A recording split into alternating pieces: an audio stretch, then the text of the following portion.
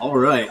Well, what's up, everybody? Welcome to the first ever official podcast of Guy Party. Woo! I am Al, and this is Matt. Matt. Tell us who you are. I'm a 26-year-old gamer slash rock climber, I guess you could say. I've been gaming for God knows how long as I can remember. Probably at least 20 years now. Starting back on the Super Nintendo. SNES. Yeah, and I've been rock climbing for almost 9 years, I think. Nice, dude. So, Nice. what about you? I am also a 26-year-old guy. I am a big gaming fan. I am a big gym goer. I highly enjoy spending hours in the gym. But more time on video games and movies. I guess I could say the same thing. I started gaming probably when I was like 6, which was like, what, 97? I started out with my oldest brother, Scott, on his Nintendo, like his original NES, playing some games there. But then I didn't have a SNES. I've only emulated those games, but my first like real system was like the 64. Besides, like, of course, the Game Boys and stuff. Yeah, my first was Super Nintendo, and then I did get an N64, and I went to PlayStation after that, PlayStation 2.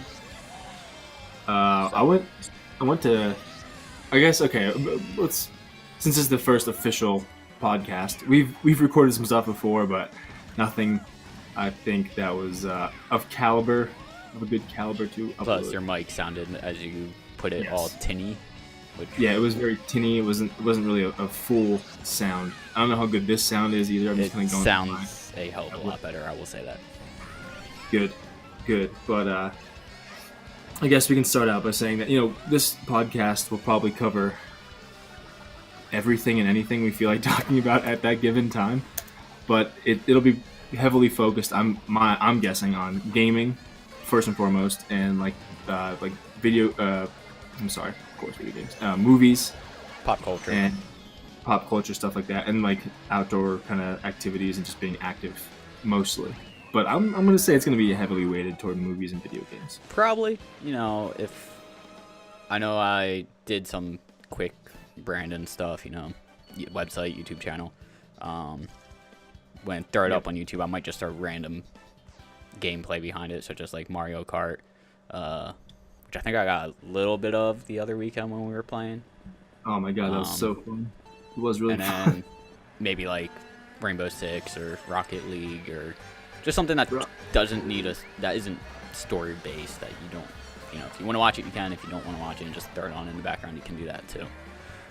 Because I know I do that a lot with podcasts. I will throw it on a second monitor and just in the background and play games myself or browse the internets, all that fun stuff. I was just in the gym, just walking the treadmill for a little bit, and I think I did put like a half hour, and I just I put on a podcast and just kind of zoned out. Listen. Yeah, they're really great. I did a lot of audiobooks prior to getting into podcasts, but I think podcasts are better because you can find something that really tickles your fancy. So I think it goes both ways. That's true. I guess you can find anything. Yeah. Via the internets that you want. But anyway. So you texted me, what was it, yesterday? By the way, I guess we should get into this. Well, actually, no, we'll do this first. You texted me the other day, top 5 video games? Yeah, I personal figured, choice. Yes. I figure if we're gonna do a podcast that's gonna be heavily weighted on gaming, I think that anybody who wants to listen should know kind of what we're into and where we kind of got our roots playing games. Because we're not that. I mean, I feel old, but we're not that old. So like, growing up with the NES, like that wasn't really our era. If it was, I mean, which I did play a lot, like the original Mario, but that was like when I was 8, 9, 10. My brother. So like, kind of what our favorites are and kind of what genres we like and kind of our play styles and shit, so people like understand where we're coming from. Yeah. So if you want to go, how do you want to do this? Do you want to do all top 5 for each of us, or you want to just do 1, 1, 2, 2? I didn't rank mine. I kind of did, but that's just the thought that they came to me, so I guess it's kind of ranked. But like, all right, I guess it's that way too. I guess I'll do mine, with release date. Like I'll do my like whatever one's an N64 game. I'll do that. so like oldest game by release date. Yeah. All right. Oldest one to newest one. All right. That's might get a little tricky for me toward after the first one, but I can do it. I also did some honorable mentions. I have that too. Cool. I have like 4 honorable mentions. That just came around really quickly, just like thinking of shit, and I was like, I played a lot of that game. Like that game has a special, place in my heart because I spent a lot of time with my cousins, like at my grandparents' house, playing it a lot. Like stuff like that. Not okay, but again, people out there, not the top 5 games of all time. It's top 5 games for me, Al. Top 5 games for him, Matt. That we like, kind of just spent so much time with and just kind of got sucked into. Yes. So, go ahead. All right, my first game that I thought of that I kind of got it was really big in like middle school when I was going there. Everybody like my core group of friends, like me and 3 other guys, were playing it. Can I guess it? Banjo-Kazooie. Oh, never mind. Was not even close. What were you gonna say? I'll wait till the end of the list. So, Okay. If it is on there, I don't want to spoil All it. right. No, like this is like the first game that I got. That I played a lot of games that said before that, Mario, Super Mario 3 and whatnot. But like, this is the game that I sat down. I was like, oh, this is really cool. Like they kind of running around and gathering, collecting the Jingo. They're Jingos, I think it's right? Jingos. Yeah, the little. Jingos, little colored guys. Wait, hang on. Can we back up? Can we back up a second? Did you say Sure, middle back school? No, like grade school. I mean, I was gonna say if that was I'm middle sorry. school, you were 10 years late on that train, buddy. breakfast is not like I don't even remember what I ate for breakfast. So, all right. I mean, Anyway, just Yes. had to throw you under the bus there. whatever. It came out in '98, so I was 7. So yeah, like I was still in like my St. Al was just like my Catholic grade school, dude. So yeah, I was really young, but this game has a special place for me because we started out and I just sunk a lot of time. I probably played it like fucking, well, I don't even know, man. Like I went into it, I had every file just completed. So I collected everything at every level. So I just spent so much time, even me and you played it in college. Did we play the Remember- first one or the second one? Second one, Kazooie. Banjo-Kazooie is the first one. Banjo-Tooie was the sorry. second one. Yeah, I know. you're I right. brought up Banjo-Tooie because I You had brought up that. Banjo-Tooie, but like Banjo-Kazooie was like the game. Yeah. But oh yeah, you're right. We played Banjo-Tooie in college. That was fun. But dude, it was just one of those games that you just get into and just Yep. get lost in it. Oh, easily. All right, what's your number 5? So if we're going by like release date as oldest, it would probably be Legend of Zelda: Link to the Past for Super Nintendo. Ooh, okay. Yeah. I remember that's the first game I actually ever remember truly beating, I guess you could say. And Okay. I just remember like I have 2 older sisters and they would play a little bit, but like my sisters, I think even my dad played it a little bit, but they would always get stuck in the second dungeon. Like they would beat the first one, no problem, and then they would get stuck in the second one. They didn't know where to go. They explored the whole thing. And I just remember sitting there one day, like playing a little bit, and then there's like All of a these- sudden, dun-dun-dun, there goes Matt. yeah, Get it up, get it out. there's like these 4 torches, and you have a lantern, and you light like the 4 torches, and the wall in the room extends like a whole screen. And like that's my first memory of actually like making progress in a video game. How addicting? How addicting is that? I think that's what started because it was like that sense of satisfaction of getting through something and completing a puzzle type game. And from there, I just spent probably the rest of that weekend or whatever playing that game and might have beat it that weekend. I don't remember, but it was just like that's my first memory of video games and beating a game and making progress on something, and it was just like a huge like oh my god moment. Yeah. So like whenever people are like top 5, that's always in my top 5 just because of that moment. Okay. So. All right. Oh, by the way, Banjo-Kazooie, were they Jinjos? Yes. I think- What we say, Jingos? Dingoes, yeah. I don't know why I'm thinking dingo. Dingo dango. But, all right, number 4. I guess, as I'm looking at my list, I skipped. I have honorable mentions for this system, but I kind of skipped it Let's completely. go over those last. Ugh. I'm just saying, I'm skipping GameCube completely, unfortunately. Anyway, I guess it would be, let me look here, Manhunt. That, I was going to guess that last one. Yeah? Yeah, because I remember you talking about it in college. Oh my god, dude, that game, I think, let's look up here. When did that release? That released in 03. I think that, would've been two of my, beginning of middle two of my, school? 03, how old was I? 9/11 happened in 01 and we were in 5th grade.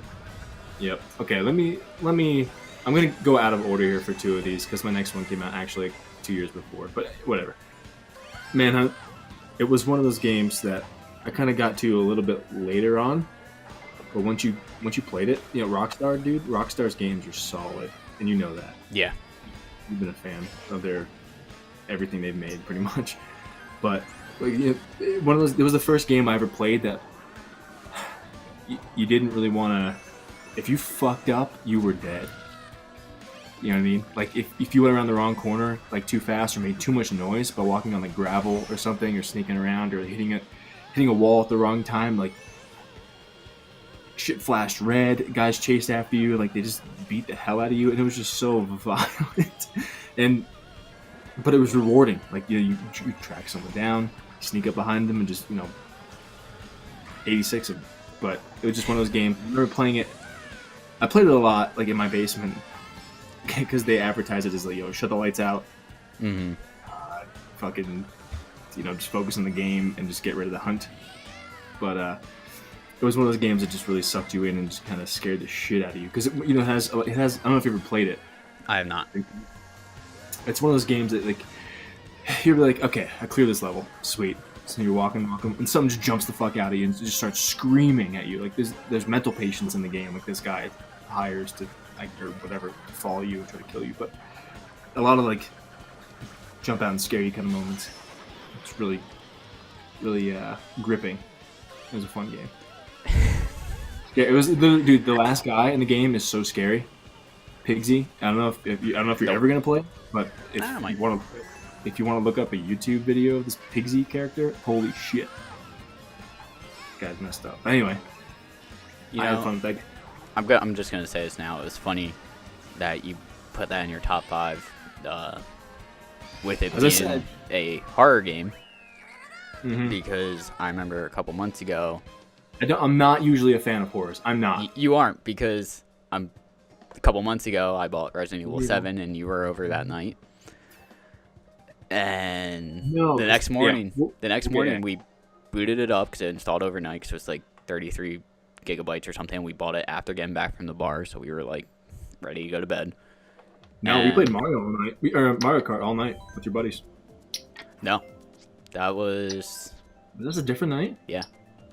No, I'm talking about was my birthday in June. All our nights blurred together. Yeah. Anywho. And the next morning we were playing Resident Evil 7, and like I was into it, and then I wasn't into it. Yeah, you were constantly like, all right, it's bright outside, it's daytime, we're fine, nothing's gonna happen. That goddamn grandmother or mother or whatever in the wheelchair. Dude. I know, I didn't even get to the part where like she was. There's one point. Spoiler alert if you haven't played it yet, but it's been out for like 6 months now, so if you haven't and you're gonna get spoiled by this, too bad, so sad. I didn't play it, but I'm not going to, because I think I told you about this. It's all takes place in essentially one house, and at one point you're like going through a crawl space underneath the house, and the grandmother is in a wheelchair just sitting there in the middle of the crawl space. It's like, how the hell did you get here? What are you doing? You're not allowed to be down here. You're in a wheelchair. You can't get here. I'm crawling on my hands and knees, and you're down here in your wheelchair just chilling. Just chilling. And it was like at that moment where it's like, well, she keeps appearing, like she follows you all over the house. It's like, spoiler alert again, she's the big bad guy at the end. So. Oh, shit. Fuck. I don't want to hear it. I want to hear it.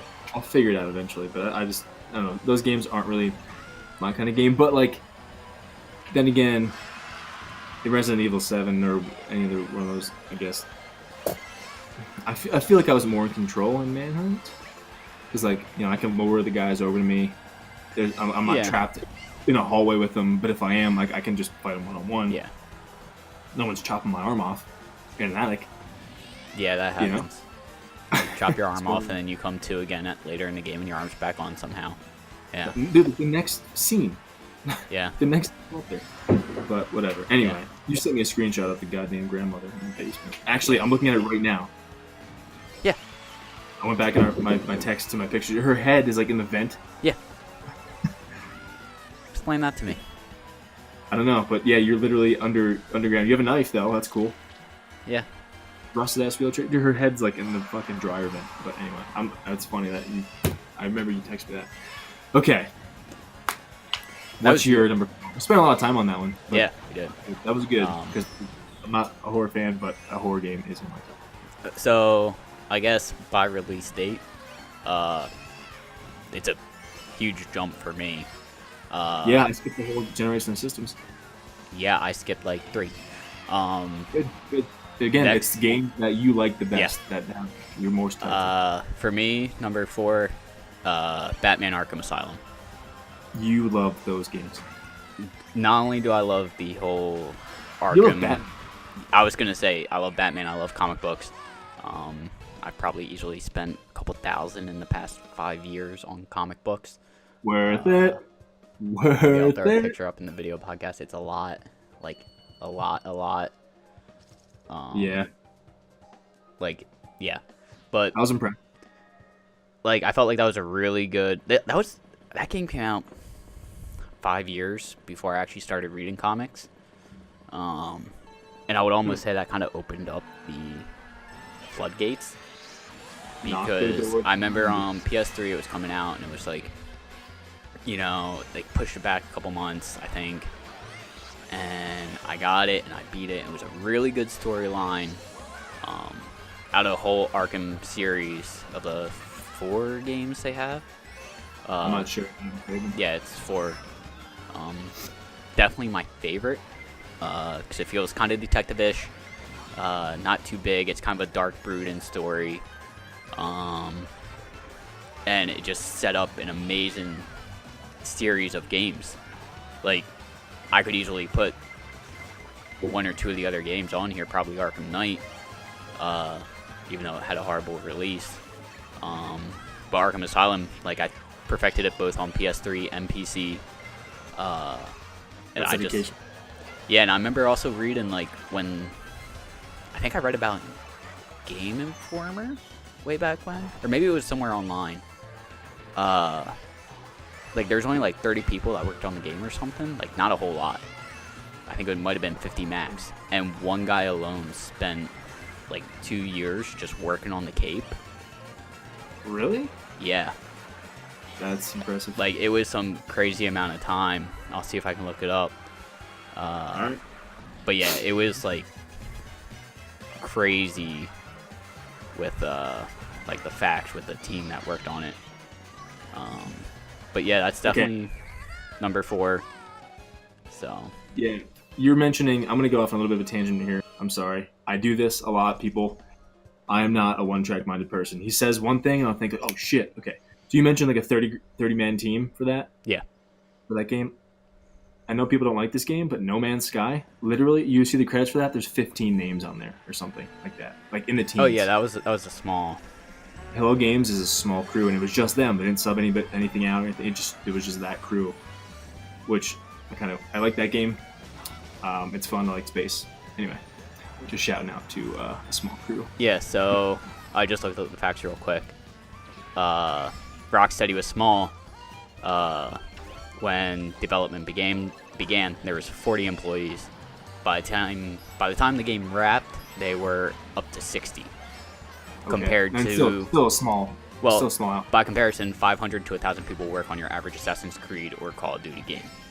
There you go. That's And fucking one member of the small team who toiled with nothing but his cape for over 2 years straight. And he had to come up with over 700 unique animations and sound effects in order to capture its full flappy glory, according to this website. And actually, one other thing I want to bring up real quick. Do it. Fucking do it, man. They hit Easter eggs all over the game.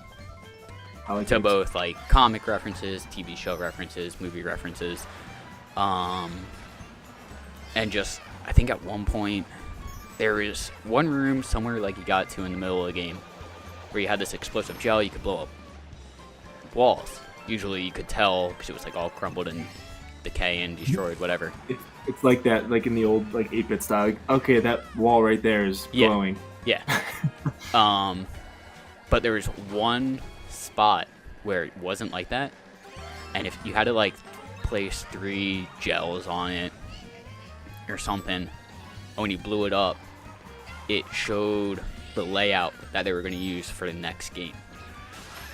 Get that? Really? Yeah, and there's supposedly, I don't know if it's still in Arkham City, the second game, but there was rumors that there was one Easter egg that no one had found, at least up until the release of Arkham Knight, which is 4 to 5 years after it. How do they know that? Because they would be That's good with computers, guys. well, me. it would just be people posting Easter eggs online. So that's not to say no one found it. No one just talked about it. The developers were saying, so it far, hasn't no been one has talked about, talked about it.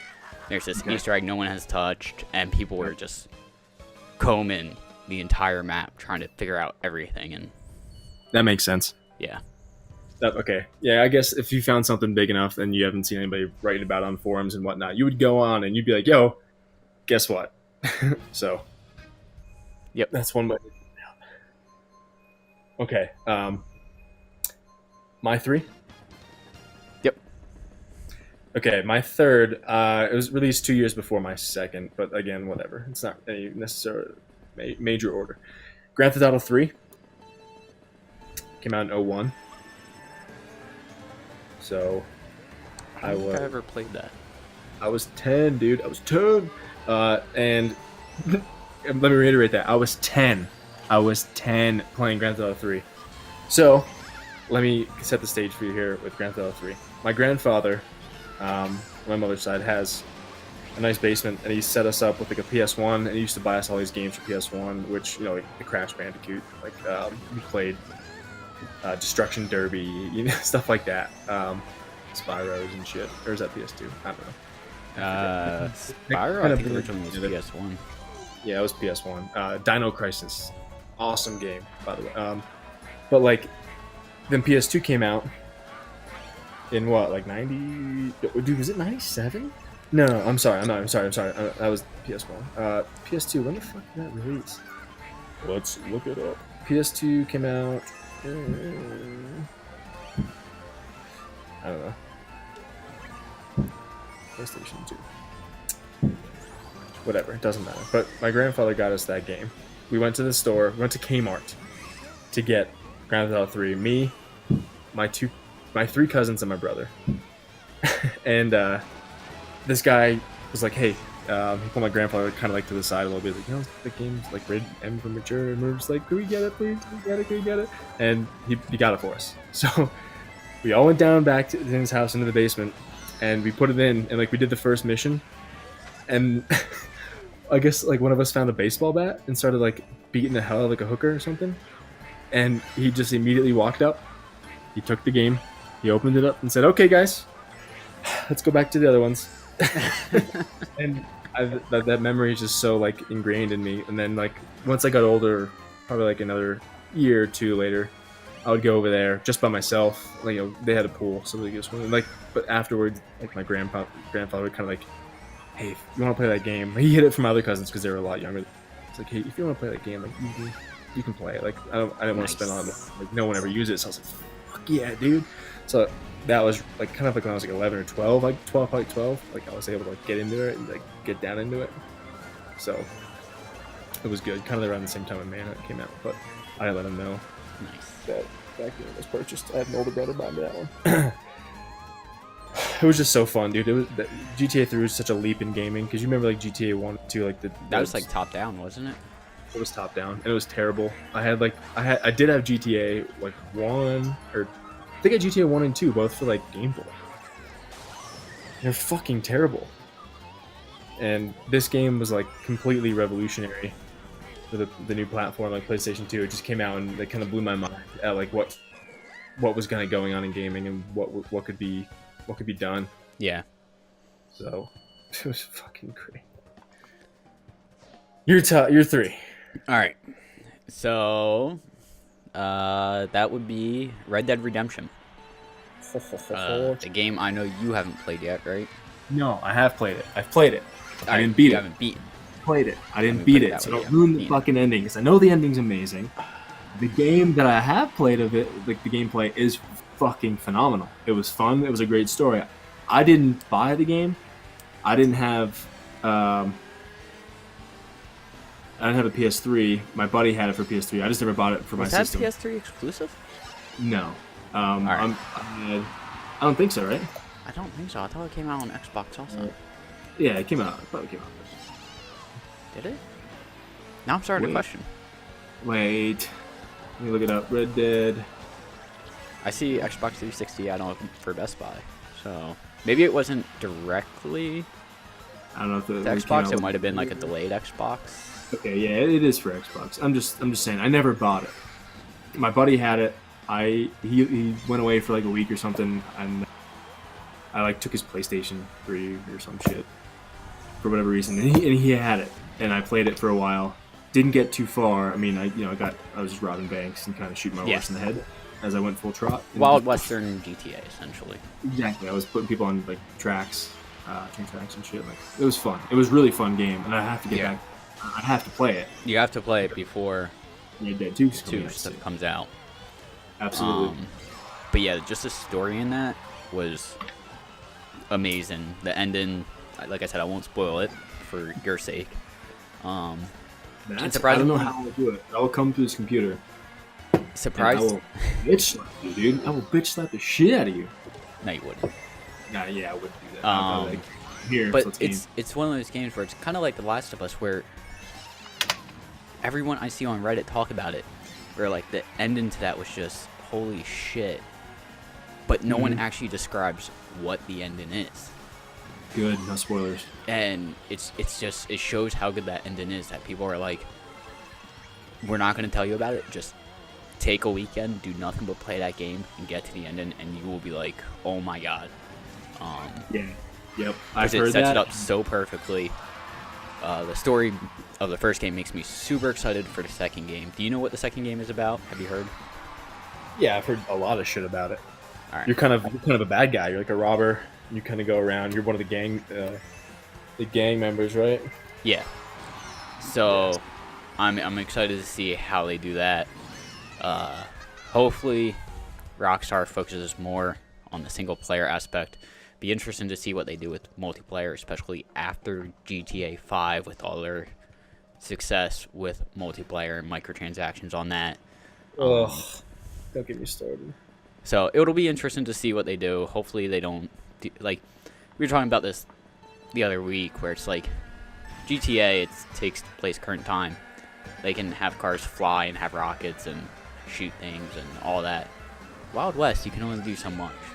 You can only do so much. I know in Red Dead Redemption 2 they're bringing back the apartment situation in the form of tents. And I think in like the last kind of recording we tried to do, I mentioned how cool it would be. Sorry to cut you off completely. I do that. That's my thing, Matt. But like, I would love to see a log cabin. Like you can build like a house, start with a room, get some more money. You do this, that, the other thing. You can expand on it. You can make it, add more rooms. Do this. You can make mounts. Like you can kill something, skin it, like make a frog out of it. Yeah, that would be cool. Wouldn't it? So I mean, I think they kind of almost have to do something like that to make it worthwhile. unless it's like a tent style thing, as I mentioned, like again before, like a Harry Potter style thing. Like, oh, I have my little tent. I'm gonna walk inside and it's fucking huge, 10,000 square foot tent. But on the outside, it's like a 4x5 tent. Well, I remember in the first game, it was just like in the map. It was like I don't remember how many towns, but I want to say it was like 4 or 5 different towns where you could buy like apartments in or something. And just in between the towns, it was just all wilderness. Yeah. Where you could just roam, hunt, kill, rob, kidnap, all that stuff. Yep. So it's not like GTA necessarily where, the entire lower half of the map was all city with that little town like in the middle and little town way up north and stuff like that. So Yep. it'll be interesting to see what they do with, like, if they do online, what they do with, like, the quote-unquote housing situation. Yeah. Dude, it's gonna be crazy, but then again, like all the cars and stuff you can do in GTA 5, both future and past, everything from the 1930s they're putting cars into up until futuristic cars with jet propulsion engines in the back. Yeah. You can only have a horse-drawn carriage. Maybe you can get 2 horses. Maybe you can get a fucking Santa-style sleigh kind of thing. I could With, see them like, doing that. I could see them yeah, doing like that during a 15 Christmas horses. special. It's a lot. I could also Like see that. them. Hear me out. Yo, I I'm gonna can, pull chicken out. You talk. I can see I'm them. meal prepping because we're Hey, how about you shut up and let me talk? you talk, Matt. I could see them possibly going some crazy mount type thing, completely away from a horse. Like, I'm sure there will be a donkey mount. I'm getting real crazy here and saying like a bear or a hippo. I don't even think hippos are in that area, but a hippo or like a cougar or Sasquatch or something. Like, I feel like it's going to get real crazy with what you can possibly mount, and I bet that could be a microtransaction. You have cougars on your mind, Matt. I hear it. I know it. I can Huh? tell. You got cougars on your mind. I know. I know. Yeah, Too. 100%. Yeah, like stuff like a bison, like Yeah. a buffalo. That would be pretty Yep. fantastic. I would enjoy it. And just like trampling over someone, like chasing down someone on their horse, knocking them off, and like going back and trampling them. Like, oh, you've like stampeded so and so. Yeah, That'd be pretty cool. I'm excited for that game. I am too. But beforehand, I have to, no pun intended, get on the horse here and play Red Dead all the way through. I'm not gonna do any like the side stuff that is not necessary. Yeah, To complete the That's game a and just do lot. a solid story run through and finish it out. all right. Gots to. So we're on to year number 2. Yeah, these two are gonna be actually like, they're Current. for same systems, but I'm gonna say, The Last of Us. Saw that one coming. The Last of Us. Wow. It was one of the games that you put, even just before you even start playing the game, you put it in and you look at kind of, I don't want to spoil anything, I'm not going to spoil anything, but I mean, just like the loading screen, like where you can pick kind of how you want to start the game, the window in there, and just like the curtain flapping, and just like the shit growing in and out of the building, like you can just tell like what kind of world you're going to be getting into. And then when you get into that world, like holy. When was that game released? Do you know off the top of your head? Top of my head, no, but the internet, no. Yeah, I'm looking it up right now. I don't know, but I played 'Cause that a lot. that is one game I never actually played. Yeah, because you can't, because it came out in 2013. Yeah, it came out on PS3, which I have. I just never got around to playing it. You piece of shit. Yeah. That is okay. Story wise, I'm gonna say this here. Story wise, it is the best game I've ever played. No, you, Story. no, I don't know about that. You haven't played Red Dead. Okay, touche. All One of us will have to play the other and yeah, actually exactly. compare. Yeah. I have The Last of Us remastered. It kind of came out. Of course, I think it might have like a little buff in graphics. Maybe I'm not entirely sure, but it came out with the DLC. It's kind of like, I don't know, kind of like a little bundle edition. The DLC is pretty cool. It kind of gives more of Ellie's backstory. If you don't know who Ellie is, because You're Matt. I know who she is. She's what's her name's character? Baba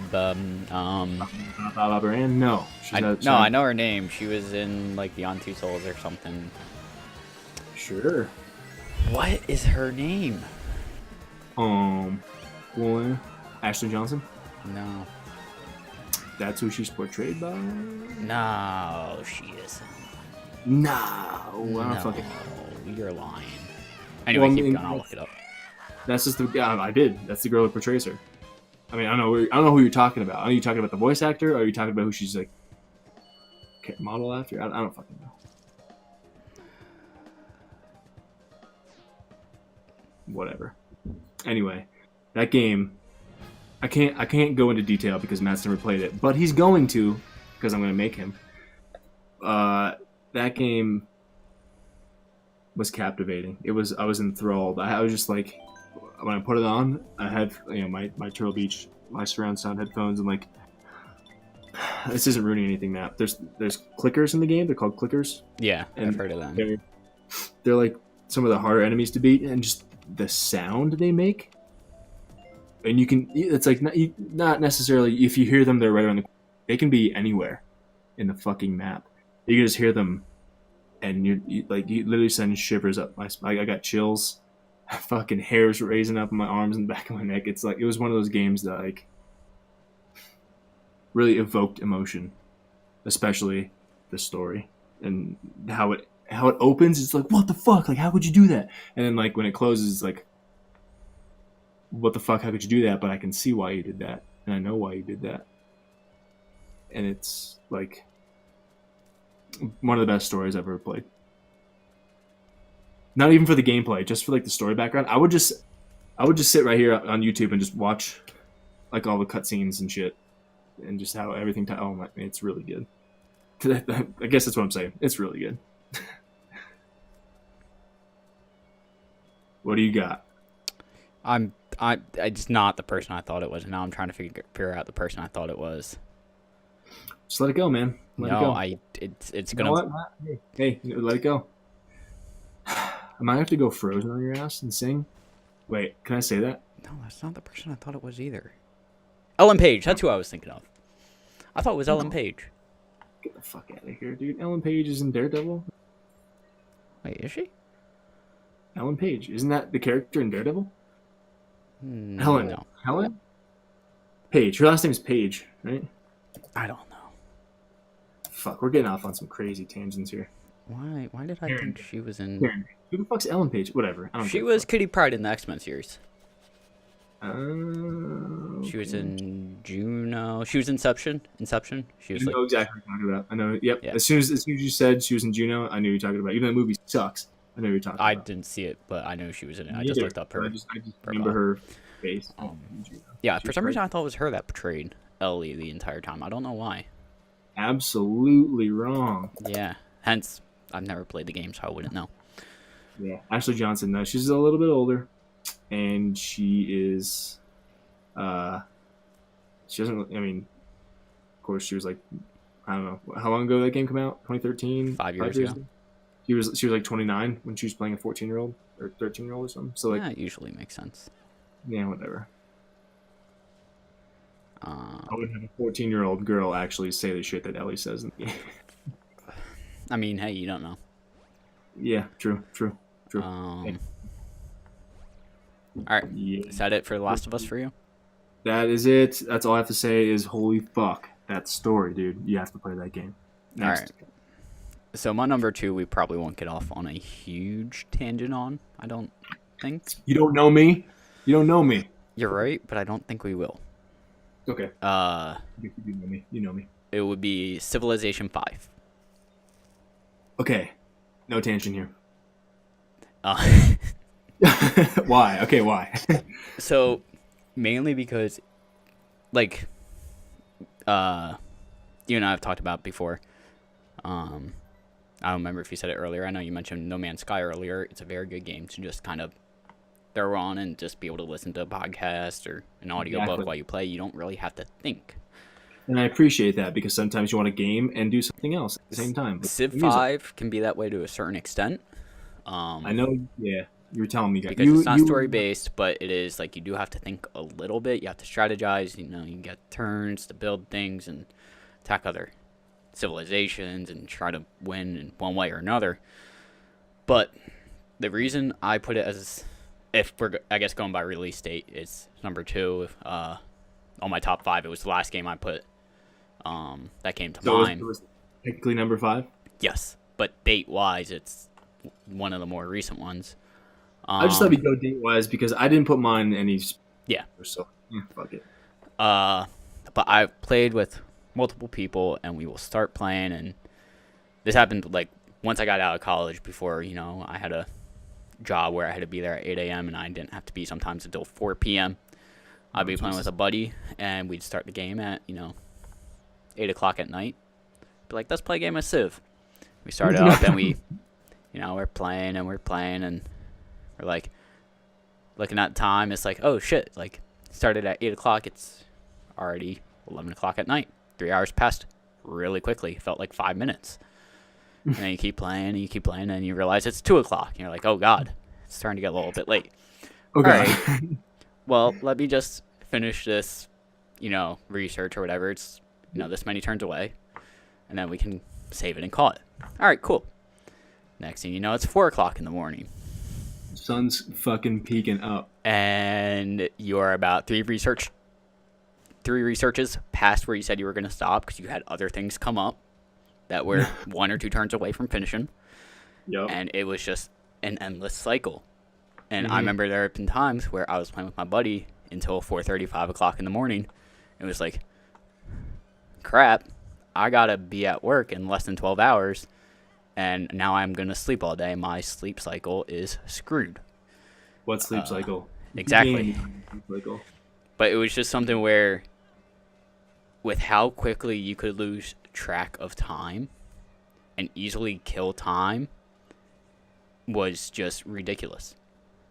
Okay. Like, I can see that. I hear people... You and Hauser talked about that game a lot. Yeah. You just hear people will say, everyone agrees, it's like you start a game, you don't realize how quickly time is going to pass. It doesn't feel like you're doing a lot, but time just flies out the window when you do it. Is that good, though? Because you don't feel like you're doing a lot, but you wasted a lot of time? No, I'm sorry. I would say it doesn't feel like you're doing a lot because it's all like real-time strategy. Or not real-time strategy, turn-based strategy. So it's not like you're actually like controlling the guys. You're telling them where to move and attack, but they're doing it by them. Then they do it. Okay. But it's just like you're doing a lot in the terms of strategy, but like actual like aiming and shooting, you're not really doing anything. Okay. So, All right. Yeah, it's definitely one of those games where it's like, it's been brought up by a couple of friends where it's like, hey, we should play a game of Civ 5, and it's like, no. Fuck no. There's no, I don't have the time. It's 8:30 at night right now. I have to be up and at work in 12 hours. I don't have time to lose track of time and play the game until 3 o'clock in the morning. I can't do that anymore. Hey, guys, you want to play a game? It's Friday night. Do it all the time. You don't have work till Monday morning. I don't have the time, guys. Yeah. That's great. Should we do it? Number 1? I'm going to say, you know this game. Don't say anything. You know this game. It is my number 1. If I had to pick a 1, it's my number 1. Hands down, number 1.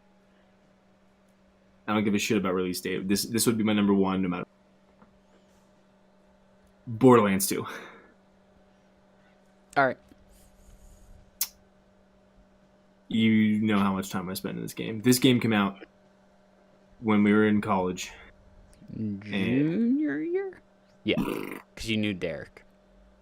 Yeah. I guess to put it into perspective for gaming, came out in 2012. I was going to say it's been about 5 or 6 years. Yeah, it came out in 2012 because Borderlands came out in October of 2009. The first semester we were in Bloomsburg. I played the shit out of that with Matt Eckler, another one of my buddies. He's my CA in college, and we just played the shit out of that. He went away for a week for vacation, and I borrowed the game. I don't think I did anything else but play the game. But when Borderlands 2 came out, as I said, to put it in perspective, it's the only game I ever went to like a midnight release for. the only game I ever spent that time to go out and wait in line for my copy that I actually pre-ordered to play the game. You're actually the one that introduced me into the Borderlands series too.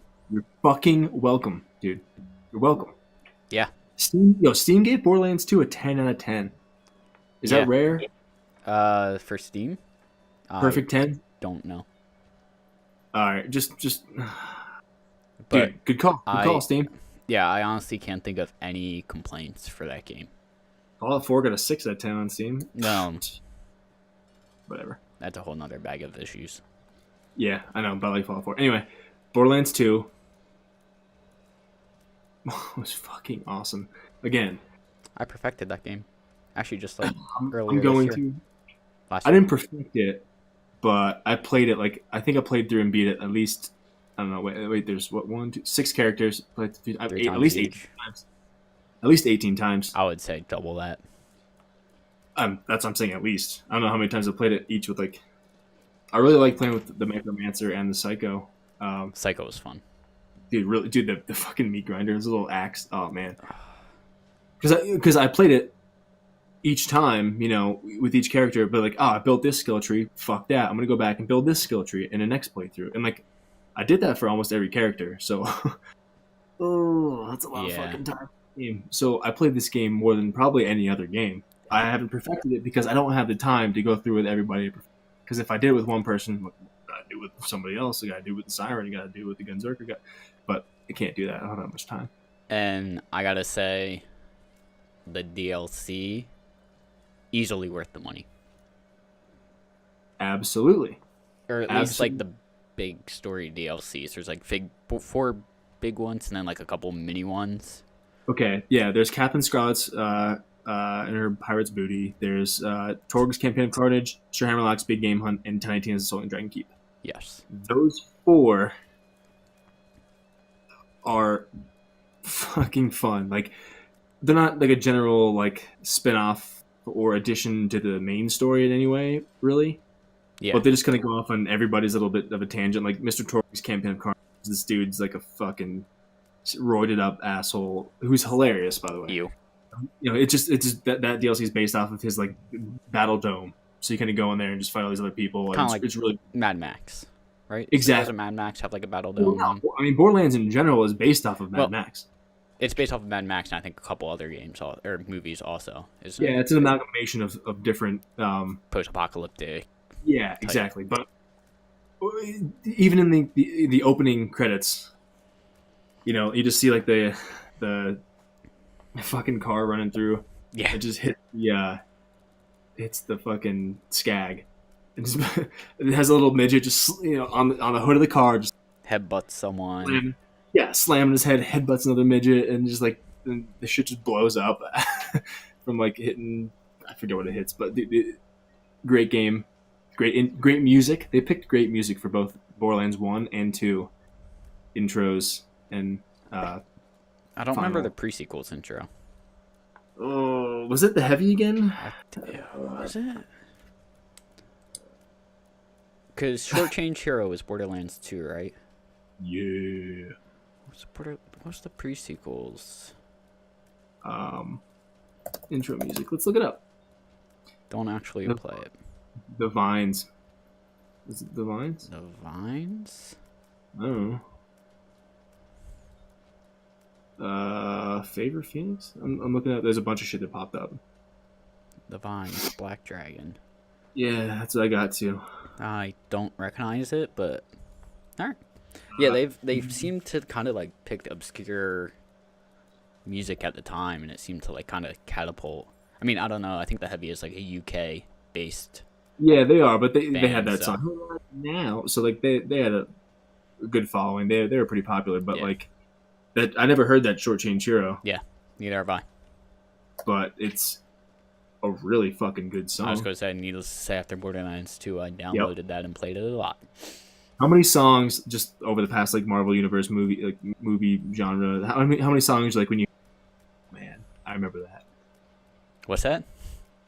Like just for example, like Logan, when you hear "Way Down We Go," like just songs like that. How many songs were introduced? Like when you hear it.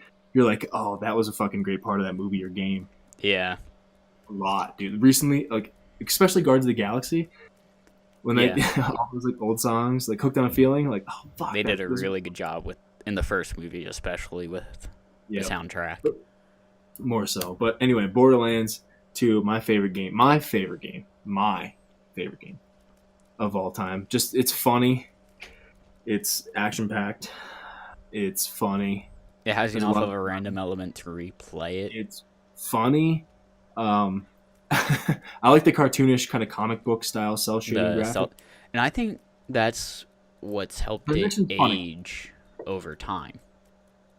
Because it's gonna always be good. If you look back, you compare Borderlands 1 to whatever Call of Duty came out that year. It was probably like Modern Warfare or World at War, maybe Modern Warfare 2. Borderlands is going to look better because it has the cartoony cell shading.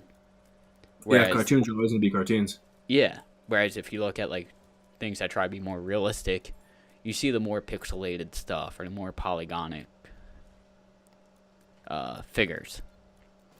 So if you compare like Modern Warfare 2 to whatever today's Call of Duty is going to look a whole lot better because they have better resources, they have better system specs to work with, so it's just easier for more current stuff to look better. So I remember seeing pictures of originally they weren't going to go cell shaded, and let me say that stuff would not have aged well. Yeah, I don't think so either. So, and same way with Team Fortress 2. Originally that wasn't going to be cell shaded, and then they did with a cartoony look. Game still looks great compared to like the more realistic approach they were going to take. So yeah, good shit. Okay, and I'm excited for Borderlands 3. Dude, okay. I was gonna say, hey Matt, what's your number one? But tangent. Yeah, no, it's not really a tangent. It's still going on the same topic. But I'm just kind of cutting you off. It's being a dick. Not. I mean, I kind of brought it up.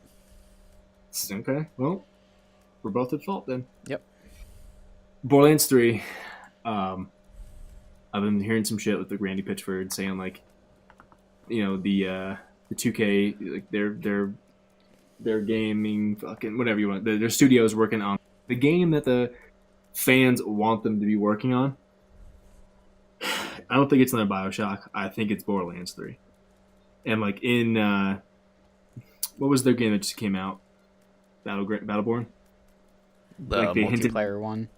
Yeah, I guess it was. I haven't played it. I don't because I heard it wasn't really up to par with like the Borderlands series or the BioShock series, but they hinted at Promethea, kind of like maybe a potential spot for Borderlands 3 to take place. People are talking about, you know, back many years ago now, probably even before Borderlands 1, the studio coined Border Worlds. They have like a trademark. I guess you can say they trademarked the name or something. So I'm not sure if the trademark's up yet or if they're going to use it for this, because at the end of Borderlands 2, as we all know, if you don't know, whatever. You know, they opened up all those places. Like, are these all vaults? Like, yeah, these are all the whole solar system, right? Yeah, it can be on different worlds, so it could be like Border Worlds. It would be interesting. That'd be amazing. I'd be really excited. I mean, I am really excited, but I haven't heard anything yet. Nothing except speculation, so I'm not really gearing up for that yet. But you know I will. Anyway. Yeah. On to your number one. Drum roll, please. I mean, I was going to do that in post, add the drum rolls, but can you do that? I don't even know how to do that. I can find a way. I can find a way. Trust me. I'm inept. Anyway. So my number one, you've heard me talk about this many, many times. Dark Souls. The first Dark Souls. You're playing it, aren't you? I'm about to restart it, yeah, and I'm going to do a challenge run. There's like challenge run generators that you can use, and it's like, don't go higher than this level, or don't use this type of item, or only use this weapon, or, you know, only use don't use this type of spell. And it's... I'm trying to think of how to word this, because I'm not going to talk. I'm going to let you talk. This is your thing. Borderlands gets a rep for being a hard game, which... Wait, what? Not Borderlands. Dark Souls. Dark Souls. I was gonna say Borderlands is easy as shit, but it's fun as shit. But Dark Souls gets a rep for being a hard, masochist game. If you hate yourself, you should play it. Which is true to a certain extent, I feel like. It's Okay. a steep Why? learning curve to learn the combat system. Just because most people are used to a typical hack and slash where you can just, smash the same button and keep slashing. Whereas this, you have a stamina bar, which if you sprint, it takes away stamina. If you block something with your shield, it takes away stamina. If you jump, it takes stamina. If you swing, it takes stamina. And if you lose your stamina and they start hitting you and you don't have enough poise, you can get stun locked and then they just kill you. sounds fun. But if you take your time to learn enemy attacks, figure out how to what's the word I'm looking for? Manage your stamina. Your stamina. Stamina. Managed- It becomes a game where you learn enemies' attacks, you learn how to draw enemies to you one-on-one, like you mentioned earlier with Manhunt. Yep. Call them out, hit something, or just Yeah. do some kind of... Hit an enemy with a bow, and then they'll come to you by themselves. Good. And then it's just, for the most part, the game doesn't cheat you with death. And I think we've talked about this before, or maybe I was talking to someone else, where 95% of the deaths They're avoidable. that you occur in that game, usually Yep. avoidable. Yeah, we were talking about it. There's some way for you to have not died. In the first game, there is a scripted death where you kind of have to die. That's how it was in yeah, never mind, go ahead. Like, people have found skips for it, so that way they don't have to do that. And I think a lot of speedrunners use it. I've never been able to pull it off myself, but I know exactly what you need to do. Speed running Dark Souls is that fun? People I never have that got thing down to a science, man. They beat that game in I like never understood 43 speedrun. minutes. My first playthrough took me like 50 hours.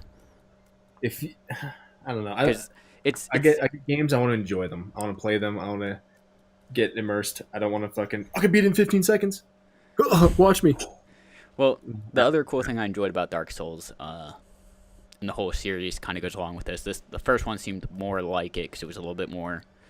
In the first game, it kind of puts you right in the middle, and you have 17 different ways to go right off the bat. Whereas later games felt like it was kind of like, after the one area, you could go any way equally. But like NPCs will talk.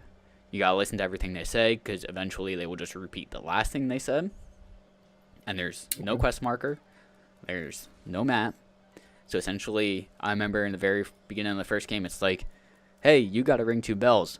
One's up in the church, one's down in Blighttown. And I got the one in the church. I was like, alright, now I gotta find the second one. Went the complete wrong way. Where the fuck is Blighttown? Yeah, it's down in the depths of Blighttown. And I was like, alright, well, I'm going down these stairs through this graveyard, and, it's going down through these catacombs and it keeps going down. I'm going down. It seems right. I was wrong. You go there in the second half of the game. And needless to say, I was getting wrecked in that spot. And I was thinking in my mind, it's Dark Souls. It's supposed to be hard. That's why I'm dying. Little did I forget, Good. I picked up a key like half an hour before that to open up a door that I couldn't open up before because I didn't have the key way back before you even get to the first bell. And I was like, I looked after like, I think an hour or two of roaming around and dying. I looked it up. I suggest no one does that. Play games completely blind. I'm sometimes But- guilty of that. If I get too fucking frustrated, I'm just like, fuck it. Where is When this I looked it up, I wanted to I just wanted to bang my head on my desk. Because I was like, how did I forget about that door? So, it's one of those things where, at least for the first world, again, like, I've heard with Dark Souls, it kind of goes the same thing with the older Call of Duties where people were like, oh, Modern Warfare was the best. No, Modern Warfare 2 was the best. No, Black Ops was the best. And it seems like mostly where people came into the series is their favorite, partly due to nostalgia. Same thing kind of seems like Dark Souls. A lot of people are like, Dark Souls 2 is my favorite, Dark Souls 3 is my favorite, Dark Souls 1 is my favorite. It's all, I think, kind of where they came in and were introduced to the series. Yeah, I can definitely see like that being, okay, this is my first introduction to the series and I loved it. Yeah. So this is my favorite. But Yep. I perfected, got all the achievements in Dark Souls 1, Dark Souls 2, the remastered Dark Souls 2, and working on Dark Souls 3, which is way down the line. Way down we go, but- Logan. You fucking Logan, man. They're releasing a remastered version, I think in May. So in like 2 or 3 months. 3 months. So you're boning it up? For the Switch and for the PC. I'm excited for both. Probably going to buy both. One. Just the fact, I love my Switch. Just I can't say That's- my girlfriend. It's ours. It's mine. Yeah. But No, nothing is mine when she's in the house. But just the fact of taking that game on the go. that's be that's why I'm buying cool. it for Switch. Solely so I can play while I'm pooping. That is Console like gaming while you're taking a shit. Nintendo Switch. I will play that while I'm sitting on the toilet. And like sometimes I have like an hour downtime at work, at the gym. I'll do it there. But it's like that. And I'll say this: there's one part of the game in Blighttown, which I mentioned earlier. People hate that area because no matter your place on PlayStation, it's poorly optimized. PC, you can have a top of the line PC and somehow your frames still drop to shit, and people hate it with a passion for some reason. Me personally, I didn't really mind it. I was able to deal with 20, 30 frames per second, but some people just bitch beyond belief about that. Yeah, when you're used to 60 but- FPS, half that or less, it's like, well, what the fuck? Word is they are optimizing that. So if, Just at White Town, like. well, I think the whole game is locked, I think, to 30 frames per second. Okay. Which obviously, like, I can't really tell a difference between 30 and 60, honestly. You're But gonna get some hate mail. some people can. I personally can't really see a difference unless it's like tearing of graphics, where it's like, oh, that graphic is not what it's supposed to be, and then like you get closer or something, it pops in. Yeah. But maybe I'll see a difference when I play the two. And it's supposed to be a graphics rehaul. Also, it's supposed to. I think they're doing it on the Dark Souls 3 engine, which, if you put the two side by side, it is a huge difference in graphics. Okay. But even the first game, graphics wise, I didn't think it was too terrible. Like looking at new games, it's like, yeah, it's awful.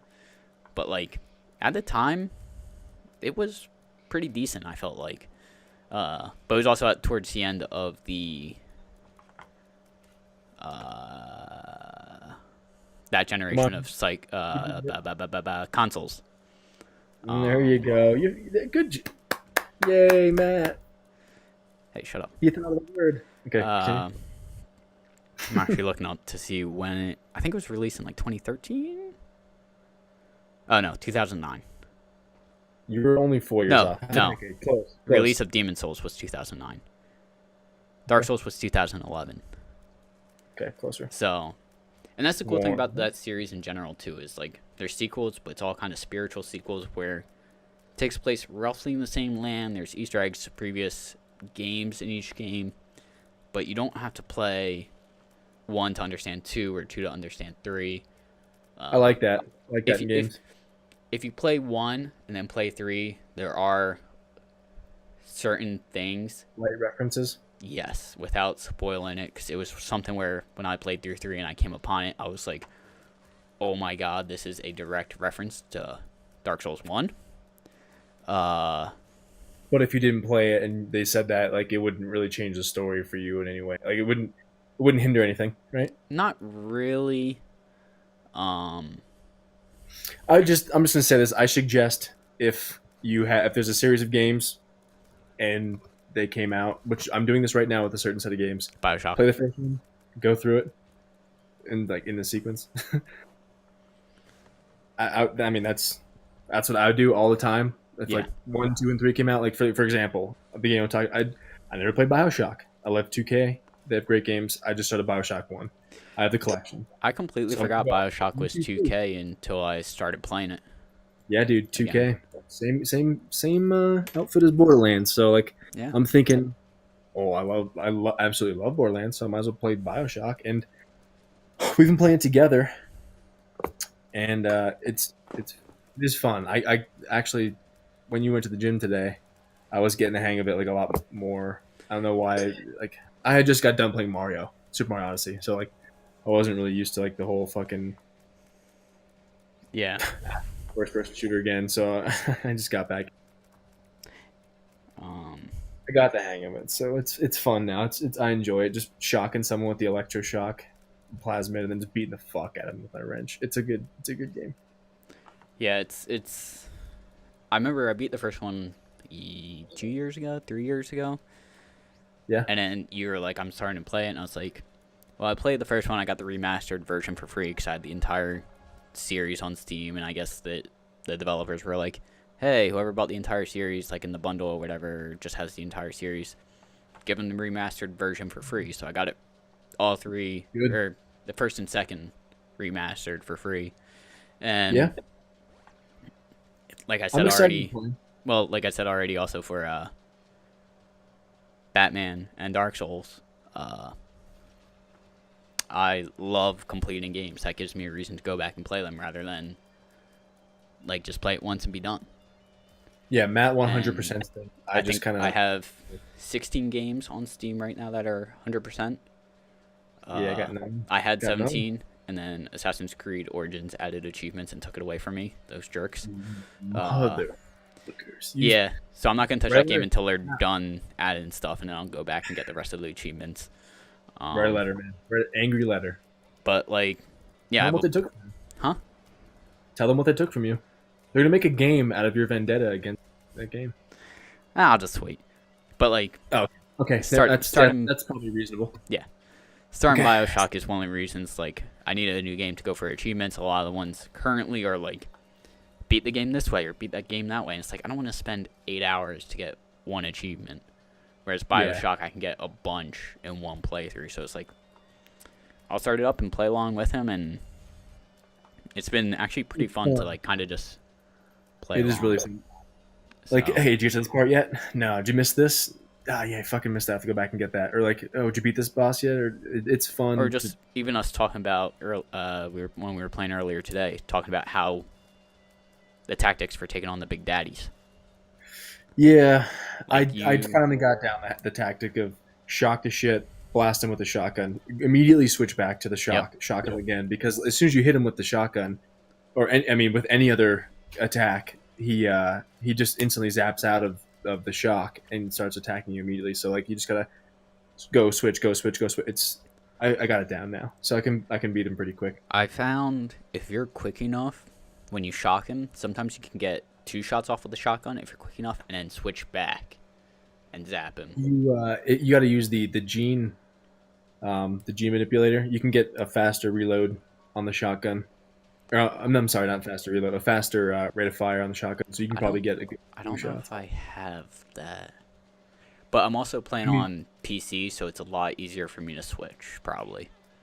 I have to. Not really. I just have to go R1 L1 R1 L1, switch back and forth. But to cycle through, I have to hit R1 L1. It's fucking annoying. But it's a good game. I'm warming up to it. It's pretty cool. I like the setting of Rapture. The 60s. The year setting as well. Like the time era, I guess you can say. The 60s is it's cool. I like that kind of era. I like the oldies kind of stuff, and I like the underground city. Rapture is fucking cool, but it also it lends itself to some fucked up situations. Like if you isolate a group of people and let them, some scientists do whatever the hell they want without moral boundaries.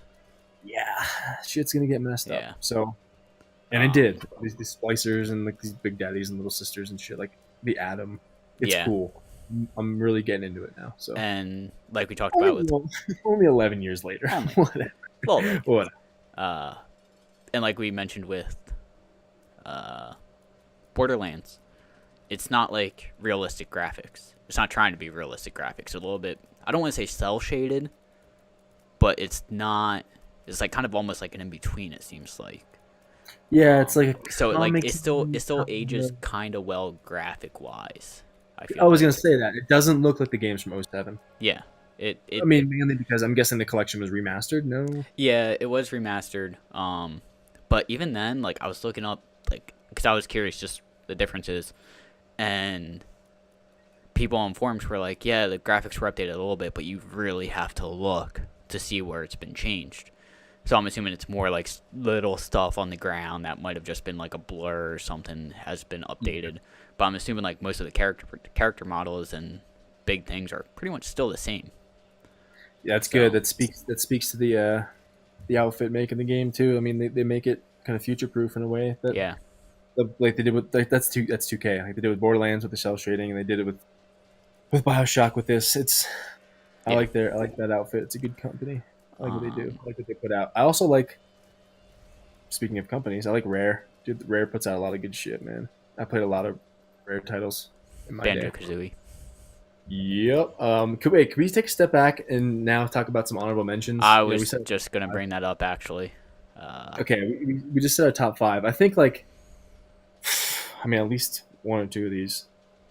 Dude, Rare, GoldenEye, N64. That was GoldenEye? revolutionary. How wasn't it? Because I'm pretty sure the top 6. It'd be in my top 6. Yeah, it's up there. I'm pretty sure multiplayer was like a last minute thing. I think one guy just kind of like was screwing around and got it, and it wasn't originally in the game. And I think that the multiplayer was like kind of revolutionary in the terms I think shooting multiplayers, if I'm not wrong. I don't know, but dude, that game was fucking awesome. Me and my brother played the shit out of it. I just wish that I had a different controller. I hated the N64 controller, dude. Hated it. It was so uncomfortable to hold. Yeah, it was a little bit. I will give you that. But yeah, I remember spending hours just Not even being over a dude, friend's. Well, I mean, days. hours in a day, just over a friend's yeah, place, yeah. just Yep. playing multiplayer. Or I remember me and my buddies. There was I think it was a 3rd level runway where you had to like just run down the runway, get in the plane, and fly off. Me and my brother would have speed challenges. Yep, me and my friends had the same thing. And I remember one time, me and my buddy were leaving our other friend's place, walking up the street, and all of a sudden he comes bursting out his front door and just yells up the street whatever time he got, which beat whatever me or my other friend had. And it was just like, we hate you. Fuck you, dude. Fuck you. So, Dude, I mean, but even GoldenEye, they did Perfect Dark as well, which was like a it was GoldenEye reskin 2. of GoldenEye. It was GoldenEye 2, which was I'm fine with. I played the shit out of it. It was really fun. They did the Banjo-Kazooie, did the Conquer Bad Fur Days. They did Diddy Kong Racing, Battletoads, dog. Come on, Battletoads. Most recently, I think they did Sea of Thieves. If I want to say, yep, developers Rare. Yeah, Sea of Thieves. I heard that's a pretty fun game. They had a lot of games that I played. So when I was younger, like Star Fox Adventures. Yep. Dude. So I'm looking up facts on GoldenEye, and shout them out, man. I want to hear them. I love that game. GoldenEye remains the best same couch multiplayer experience in gaming history and continues to inspire ultra popular multiplayer shooters like Call of Duty to this day. Multiplayer was a brainchild of programmer Steve Ellis, who decided with 1 month of development time left to add multiplayer entirely on his own. Dude, what's the guy's name? I'm gonna write him a letter. Steve Ellis. I'll link you his name later. Yeah, what a fucking hero. But knowing the higher-ups would almost surely decide that there's better use of his time, Steve set out about ginning up the multiplayer mode without informing or getting permission from anybody at Rare or Nintendo. The first time anybody saw it was when the game was completely finished. At that point, GoldenEye was so far past its deadline everybody in charge just shrugged and decided to leave it in. So this motherfucker just said, "Okay, you don't want to do it? Fuck it, I'm doing it." And he did it all by himself. It wasn't even he asked; he just decided to do it because he felt like they would say no. What a boss! And he possibly revolutionized shooting multiplayers with it. Absolutely. I couldn't tell you how many hours I spent playing with my brother, just like, okay, slappers only, or just like no odd job. No odd job. Odd jobs only. That game was so fun. Just like starting out in the facility in the beginning of the game. In the dam. You start out in the dam, but like the second level of the facility, you start out in like the air ducts. Above the bathroom. Sometimes you drop down the guy in the stall. Yeah, just shoot him in the head really quick. Open the one stall, just beat the fuck out of that guy quick. That game was so great. I just remember I played that level for specifically facility for whatever reason. I played that so many times. I played them all a lot. Oh yeah, I played them all a lot. That was also... Go ahead. Nothing fun, like more fun, like once you beat the game on like a certain like 00 agent and you get all the cheats. Oh yeah. And going through like with invincibility and like DK not invisibility, but everybody is just following you and shooting you, and like you have paintball mode on. Like you got big head mode. Yeah, dude, such a fun. Is that a sneeze? That was. Bless you. Thank you. Sounded like an alien. Okay, but that's one other thing I want to add on to that before we leave this honorable mention. Do it. After you beat, I don't remember what the circumstances were, but it's like if you beat Cradle on a certain difficulty in a certain amount of time, you then unlocked a bonus level. Do you remember that? There's Aztec, and I think there was one after that, but I don't remember what it was. Oh, there was one. We had it.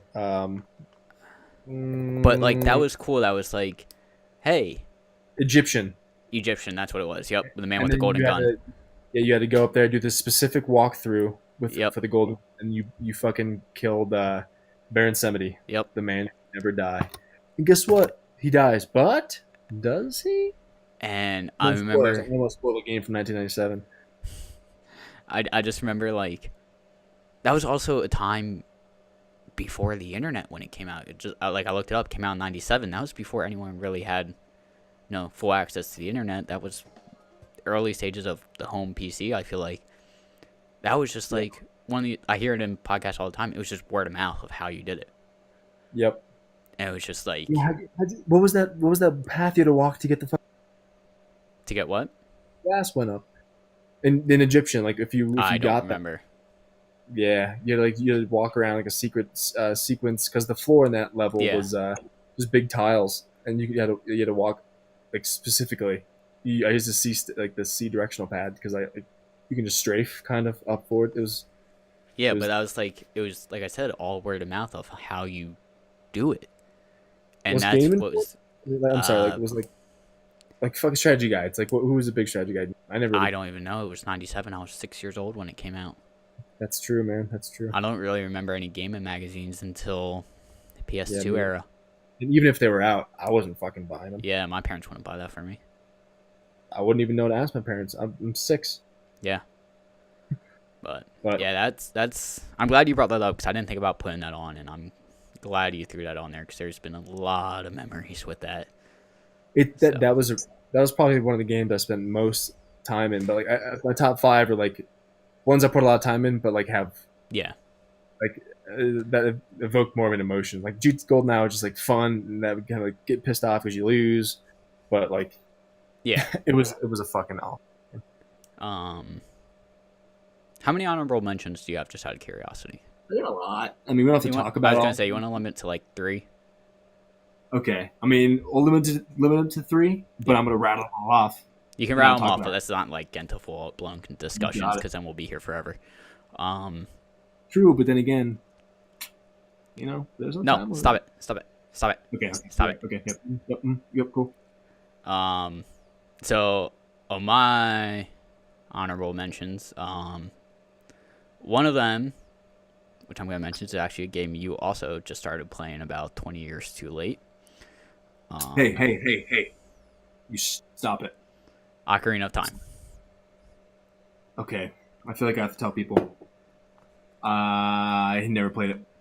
But Until today. Until fucking today. February 25th, 2018. I played started Ocarina of Time. I played it like a little bit at friends' houses when I was really young. Never got into it. I've just been, listening to a lot of gaming podcasts and shit, and it was like, oh, it's my favorite game of all. So I started emulating it. Full discretion, I own the game, so I can emulate it. So never played it. I beat that game multiple times. Got all of the hearts multiple times.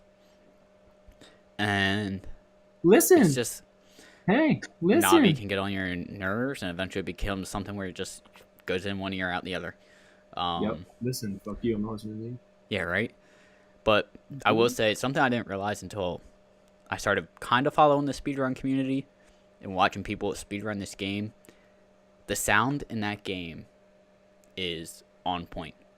You can tell the difference between walking on dirt, walking on grass, walking on sand, walking on wood, walking on stone. You can tell the difference between hidden trees compared to walls. It's just, the sound is on point to the point where a speedrunner beat the first 3 dungeons blindfolded from the start screen. And he's just able to go off sound cues of like, all right, I should be about right here. And then he just goes off of that. That's how much he's played it. And I actually remember seeing a clip one time, this was a couple years ago, where someone was playing it blind, trying to, use audio cues. And I think at one point somehow he glitched outside of the playable area. And he just didn't know what was going on. And he could not figure it out. And he was like, I should be right here. And it was like one of the last dungeons, too, he was on. He's like, I should be right here. And I should be able to do this. But when I do it, I don't hear the audio cues for, like, he's supposed to be climbing some chain fence. He's like, I don't hear the audio cues of him climbing this fence. He's just walking. And I don't know what's going on. And it was just like the fact that you can get that far without seeing the game just by audio cues shows how well developed that game was. Shows how much time people have in their fucking hands. Like, I mean, come on, dude. But hey, how many times did you beat Borderlands? Yeah. Let's not talk about that. Yeah. It's alright. Anyway, I'm in the same boat with Dark Souls, don't worry. Good. Because I'm only going to play it for like the 30th time. Everybody who enjoys video games, everybody who has any kind of positive experience playing a game, has that one game that they fucking log months of time into. Yeah. Everybody's got it. Yep. 400, 500, 600 hours into a game. I'm not ashamed. It's not time wasted. It's time spent. I enjoy the time I play. Exactly. Like, people are, oh, you're wasting your fucking time playing it. Dude, you don't get it. Like, you sit there and watch TV for the same amount I play video games. Exactly. And, like, TV, it doesn't push back. Games push back a little Makes bit. You think sometimes. Like, makes you think. Also, and, like, if you fuck up, like, granted, you're not being physically hurt, but, like, you'll die in the game. You'll get set back, but, like, you can progress. You can learn. Something about progression is, like, addicting. It really is. Yep. Like, even, like another one of my game, like, it's not one of my honorable mentions, but, like, in Battlefield, like, any Battlefield, any shooting, just, like, leveling up and ranking up and unlocking new weapons and new perks and stuff, like, it's, you want to get to the next one. Like, do this. Oh, I can do that. Like, I'm going to fucking play till I get it. Speaking... There's something about games that it's completely different from movies, different from books. They're in their own genre, which they are, of course, but it's great. Speaking of getting to the next one, what's your next on honorable mentions? I'm gonna have to go with Mario 64. Never owned it. Okay. I played it. Never owned it. It's a great game. I just did this even playing Odyssey and getting to the yeah. I don't know if it's been out long enough that I'm not going to spoil it. And if it is, it's not really that big of a spoiler. But like at the end, in like the Last Kingdom, I'm not going to say what kingdom, but you can get like the Mario 64 outfit, and like it turns it back into like the 64 character. That whole last area. I mean, we can talk about it. We've gotten there. Spoiler for the next 30 seconds. Wow. Can we limit to 30 seconds? Yeah, I can do it real quick. Starting now. When you find Yoshi on top of the castle, I lost my mind. In Mushroom Kingdom. Yeah. By the way, that's the first thing I did, was went right to the top of the castle and saw the egg, and I just lost my mind. It was fucking cool. Really cool. That game's amazing. I was really hoping they had the entire 64 game inside that castle, which I was a little disappointed when they didn't. Me too. I was hoping it would just be like Mario 64 rebooted. Yeah. When I walked in, I was like, nah, okay, yeah, cool, but all right, 30 seconds. Okay, and I'm gonna go with a game that's recent, Horizon Zero Dawn. Still haven't played that either, but I've heard you talk about it. It's PS4. I know. I know. All right. But dude, it was a really fun game. The story was good. Every time you felt like, oh, this has to be it. The story's wrapping up.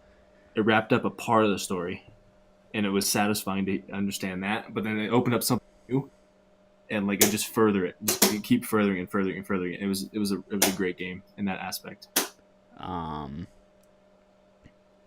So you kind of just did 2 in a row. Yeah. Screw my turns, right? Fuck your turns. It was just So one I'm just gonna harp on real quick. I feel like I had to put it up there was Minecraft. I know it's kind of based more towards children, but with the things you can do in that game, it's open world. You can do whatever you want, build whatever you want. Some of the things people build are ridiculous. It's like, how do you have that time? But not only that, but the fact that I don't want to say open source, but it's kind of open to the point where the developers are mod it. And the mods I've seen in that, where people have made jetpacks, they've made, completely different NPCs, different animals. They can just download mods for, and you can do all these different things. It's just ridiculous to the point where you feel like you can never get old and tired of the game, because you can just keep downloading different things to play with. People have come up with made puzzle maps, made story maps that you can adventure in. It's just you can just keep going in that game. And on top of that, I think when it was released, it was $10, and they're still updating it 10, 15 years after it was released in alpha for free. So yeah, I felt like that had to be an honorable mention, because it is one game where I bought it back in college. Every couple months or every year or two, I'll boot it up randomly and see what's new, or find some random mod that I see on YouTube, and it's that looks pretty cool, and I want to try it out. Download it. I never played it, so can't speak to anything with that game. Yeah, it's just one where it's just ridiculous with the amount of content you can get out of it for the $15-20 you buy it for. That's good. It's always worth it. And then the other one, last one I'm going to point on, game-wise, which you, I'm sure, will remember from our college days, Portal 2. Portal 2. That was a great, fun game. That's kind of I feel like our first bonding experience from what I remember. We lived together that year, but then that was sophomore year, I brought my PlayStation up, had Portal 2, bought it the day before I left to come back up for spring break or something. And we just sat down and played multiplayer for 3 nights straight. Yeah. And then had a case of beer and just played it and played it and played it. It's I can't figure this out anymore. Yeah, because we just keep drinking and we couldn't think. That's a drawer. That's not. All right. Sorry. I was gonna ask what that was. But yeah, it was just something where the amount of time we put in that game together, it was just we would get stuck and we would have to think about it. And then all of a sudden, one of us would realize what we had to do. And it would be hey, you about to feel really stupid? No, why? And then one of us would do what it'd be, and it'd be wow. It was that That's all I had to simple. do. That's all I had to do. Like, That was a really fun game. I don't know if I yeah. can download that on PlayStation Store, but I'll definitely see about that. You should look. 'Cause I think that's cross-platform. I think so too. I don't play PC, by the way. I just play on PlayStation 4. Okay. Yeah. And I just moved away. I moved just out to Wyoming, and I left all my old systems back home, like my 360, my PS2, my N64, like my Sega Genesis. I left them all back home, unfortunately, but I have my PS4, and we have a Switch here, so. Woo. Thank God. Woo. Woo. Woo. Woo. Okay. Other honorable mentions, I'm just going to run down the list here. I'm not going to talk on them. Crash 2, Sonic 2, we're back in Genesis days. Super Smash Bros. Melee, Animal Crossing on Gold, and of course both Borderlands 1 and 2 sequel. All right. Yeah, I mean, I can do honorable mentions for days, but I mean to keep it to ones that actually mean something. Yeah, let's not do that. We don't have time for that. No, we don't. I mean, we've already been going for minute 30, hour 30. Yeah, So, I think it's probably about a good time for our pods. yeah. Hour Hour 30. 2 hours. Yeah, general topic and talk about it, wrap it up. Yeah. So, obviously that was heavily gaming influenced podcast. That's mainly for the reason like it's the first one. We want people to know kind of what we're into. Mostly gaming, but there's going to be a lot of other stuff, obviously, like we said. Yeah. It's not going to be like, oh, these fuckers are only talking about video games all the time. These guys suck. No. Well, I mean, you do suck. I didn't say I didn't suck, but I'm just saying, like, these guys. All right. But I guess, I mean, that's just kind of where we started out, what we like, what we're into, kind of where we're at now. All right. Do you have anything else, or you want to kind of? I don't know. I guess we're gonna start like maybe like an email thing, or like we can like put up our Discord or anything. If any people like want to like email us or anything, like what are your favorite games? What are your top 5 games, or what's actually, what you know what? you into games? We can do that, and I'll probably put a link if we do the YouTube version. I did set up an email because I had to kind of for the website, even though I didn't end up using that website. Guyparty91@gmail. Guy Party. I guess next time we'll tell people why we got that name. We'll let you sit on for. Yeah, we'll kind of go into that stuff later, next episode. We talked about it all before, but like that was like kind of a rough podcast kind of recording. But yeah, games, just anything in general, shoot an email to that. What's your favorite movies? What's your favorite games? What's your favorite books? What's your favorite things to do? Yeah, all the above. What do you want to talk about? Or if you have any suggestions on both good or crappy games, I'm always down to play crappy games and I'm always down myself. to play games. I might get Celeste on the Switch. I was looking at that. That looks fucking brutal. Super Meat Boy-esque, which is right down my alley. Yep, absolutely. But yeah, I think that's a good point, man. I think that was a good one. Let's all right. Let's wrap it up here. And thanks for everybody. If you're gonna listen, if anybody's listening, anybody there? Hello. Oh, we did that at the same time. Oh, it's so cute. All right. Bye. All right, man. See ya.